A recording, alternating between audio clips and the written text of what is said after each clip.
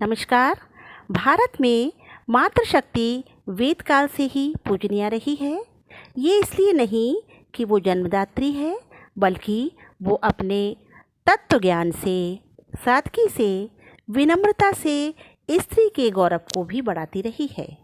दोस्तों, आज हम पुराणों की प्रसिद्ध स्त्री पात्र गार्गी के जीवन की एक घटना को बता रहे हैं, जब लिंग भेद करने वाले ब्रह्मज्ञानी को विदुषी गार्गी ने निरुत्तर किया। जी हाँ, आज की कहानी है जब लिंग भेद करने वाले ब्रह्मज्ञानी को विदुषी गार्गी ने किया निरुत्तर।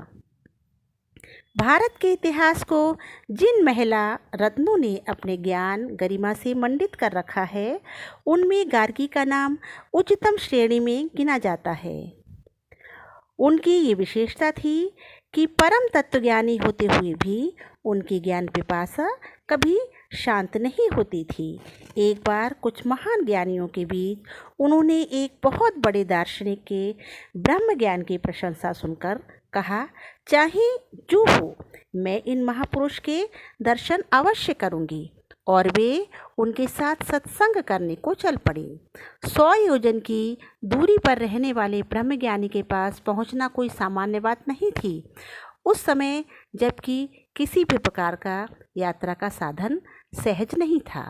उन दिनों यातायात के साधन बहुत कम थे और महापुरुष सो से मिलने के लिए एक बहुत बड़ा यज्ञ माना जाता था।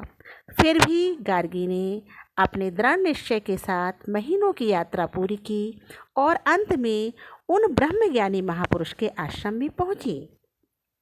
आश्रम बड़ा था, वहाँ पाठशाला भी चलती थी। गार्गी को अतिथि गृह में ठहराया गया और उसके ब्रह्मज्ञानी कुलपति को सूचना दी गई कि गार्गी आपके दर्शनों के लिए आई हैं। शिष्यों ने जब गुरुजी को ये सूचना दी तो गुरुजी के अंदर कुछ घमंड पैदा हुआ। उन्होंने दर्प के साथ कहा, मैं स्त्री दर्शन नहीं करता। उनसे कहो 2-4 दिन ठहर कर सुस्ता लें, फिर जब इच्छा हो यहाँ से चली जाएं। शिष्यों ने लौटकर गार्गी को उत्तर दिया, माता जी, हमारे गुरुजी सन्यासी हैं, अतः उनका स्त्री दर्शन ना करने का व्रत है। फिर भी आप कुछ दिन ठहरें और विश्राम करके अपने स्थान को लौट जाने की कृपा करें। अच्छा, ऐसे सन्यासी हैं, गार्गी ने मुस्कुराकर कहा।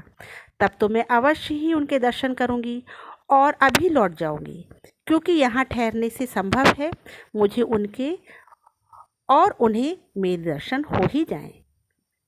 शिष्यों ने लौटकर अपने गुरुजी को बताया कि वो तो वापस जाने को तैयार हैं। गुरुजी की आज्ञा से शिष्यों ने लौटकर गार्गी से कहा, माता जी, गुरुजी को आश्चर्य हुआ है कि इतनी दूर से आकर भी तुरंत वापस जाने को तैयार हो गई और तनिक भी निराशा नहीं हुई। किंतु गार्गी तो लौट पड़ी थी, शिष्यों के अनुरोध करने पर भी नहीं रुकी। अंत में जब गुरुजी को मालूम हो गया कि गार्गी वापस जा रही हैं, तो वे स्वयं उनके पीछे दौड़ पड़े और कुछ ही दूर जाकर उन्हें पुकार कर रोक लिया। वापस आने पर ब्रह्मज्ञानी सन्यासी ने कहा, आप तो रुष्ट हो गई। मुझे आश्चर्य है कि आप 100 योजन की यात्रा करके गंतव्य स्थान पर पहुंचने के पश्चात निराशाजनक बात से कुछ भी निराश नहीं हुई और अपनी राह लौट पड़ी। महाराज, मुझे ये सूचना मिली थी कि आप सच्चे ब्रह्मज्ञानी हैं और इसीलिए मैं इतनी दूर चलकर आपसे सत्संग करने के लिए आई थी। पर यहाँ आकर देखा कि आपका व्यवहार सच्चे ब्रह्मज्ञानियों का सा नहीं है।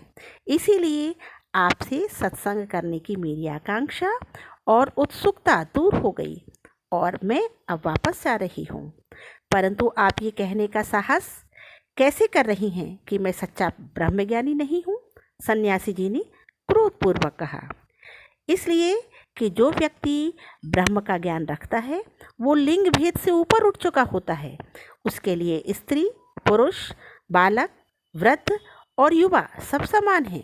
किंतु आप तो अभी सामान्य भेदभाव की परिधि में ही चक्कर लगा रहे हैं। ये सुनते ही वो ब्रह्मज्ञानी तपस्वी ऋषि निरुत्तर हो गए और अपने ज्ञान पर शर्मिंदा भी। तो इस तरह गार्गी ने उन तपस्वी ब्रह्मज्ञानी को अपने एक तर्क से निरुत्तर कर दिया।